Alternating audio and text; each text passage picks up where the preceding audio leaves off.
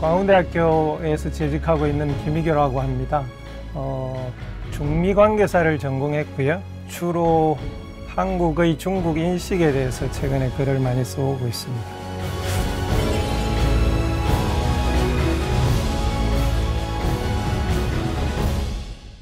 제가 92년 수교하자마자 그 다음 학기 93년부터 중국 복단대학에서 박사학위를 시작을 했는데요.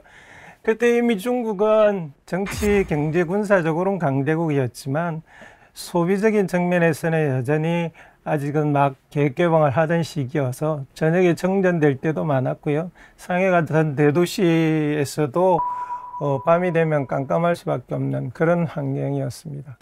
제가 처음에 상해에 갔더니 당연히 중국말도 제대로 잘 안 되고 특히 제가 제일 힘들었던 건 지방에서 오신 분들이 표준말 아닌 사투리를 억양이 많은 분들이 수업을 듣는 건 정말 힘들었었는데요.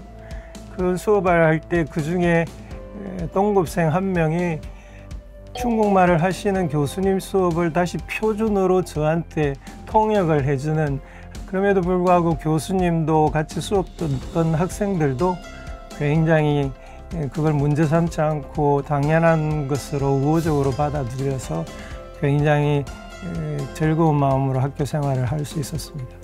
긴 역사적으로 보면 명청시대와 조선의 관계는 형식적으로는 조공체제였지만 실질적으로는 굉장히 그 시대도 중국과 조선은 화평하게 지냈고 평화로운 시기를 보냈었고요.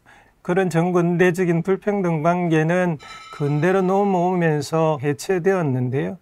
해체되고 나서 불행히도 우리는 일제식민지 시기로 빠져들었고 중국은 반식민지화 되었었습니다. 이제 그 시기는 지금의 역사가들은 별로 주목을 안 하고 있지만 새로운 한중 간의 교류의 역사 그리고 발전의 역사를 쓰는 굉장히 중요한 시기였다고 저는 생각합니다. 왜냐하면 서구의 제국주의 침략 그리고 일본의 영토적 침략을 대응해서 한국 독립군과 중국의 혁명가들이 그 위기를 극복하기 위해서 다양한 관계의 노력들과 싸움들을 전개했던 시기입니다. 저는 김산이라고 하는 독립운동가를 개인적으로 참 좋아하는데요. 그래서 음식점 예약할 때 제 이름 발음하기 어려울 때 그냥 김산이라는 이름을 자주 쓸 정도로 좋아합니다.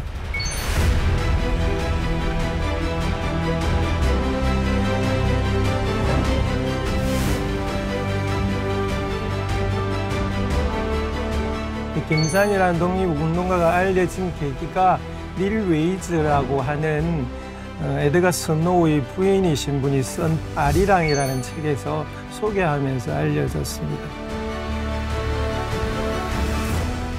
이 김산이라는 분의 부인이 중국인인데 류링이라고 하는 분입니다. 이분에 관한 자료들이 많이 남아 있지 않아서 이분이 구체적으로 어떤 일을 했는지는 잘 알려지지 않았지만 당시에 한국과 중국의 공통의 이해 그리고 평화를 지키기 위한 노력 그리고 조국의 독립을 쟁취하기 위한 서로의 꿈 같은 것들이 잘 투합을 해서 서로 결혼을 했고 그럴 정도로 역사에서 전면에 부각되지 않지만 무수한 사람들이 그때 교류와 우호적인 관계가 지속적으로 이어져 왔고 그런 노력들이 우리도 독립을 얻을 수 있는 큰 힘이 되지 않았나 저는 생각하고 있습니다.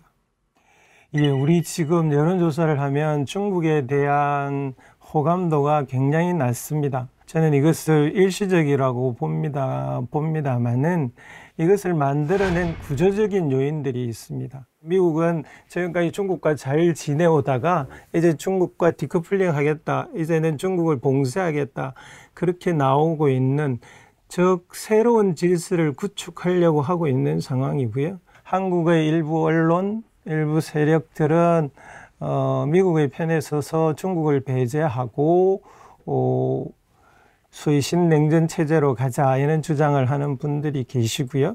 이제 그 이데올로기들이 어떤 측면은 현실적인 판단이지만 어떤 측면에서는 결코 해서는 안 되는 인종주의적인 색깔도 띠고 있는 것들도 있고 또 중국과 무조건 싸우자고 하는 군사주의적 방식도 사용하고 있고, 그런 것을 한마디로 어떤 개념화시킨 것이 이 책의 짱깨주의라는 개념이고요.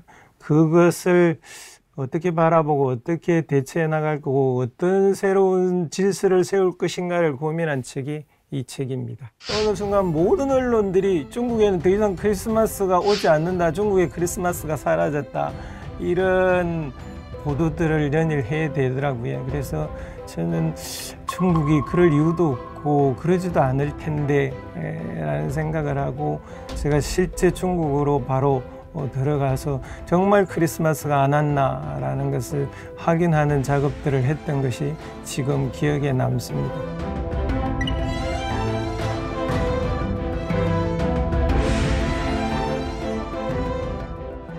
이걸 이제 역사적 용어로는 악을 기념하는 방식이라고 하는데요. 나쁜 것을 역사적으로 정리하고 청산하는 방법은 크게 두 가지가 있습니다.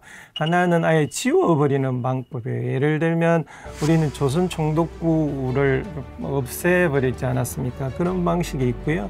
또 하나는 그걸 있는 그대로 보존하고 드러내고 그걸 우리가 이랬다라고 기념함으로써 악을 지우고자 하는 노력입니다. 예를 들면 독일의 유태인 학살을 청산하는 방식입니다. 독일에 가면 베를린 항복판에 유태인 학살 기념비가 세워져 있고, 유태인 학살을 한 집집마다 표지를 해두어서 다시는 이런 일이 일어나서 안 된다라고 하고 있습니다. 지금 사실 짱깨라고 하는 단어 자체도 많이 사용될 뿐만 아니라 그 짱깨라는 말이 담고 있는 중국을 비하하고 중국인을 혐오하는 인식 자체가 생각보다 굉장히 널려 퍼져 있고, 그것은 중국에게도 당연히 도움이 안 되지만 그보다 더 중요한 것은 한국에 더욱더 도움이 안 됩니다. 이렇게 위기의 시기일수록 중국을 있는 그대로 냉철하게 보아야 된다라는 그런 좀 위기의식 때문에 이렇게 좀 강렬한 제목을 전면으로 내세우게 되었습니다.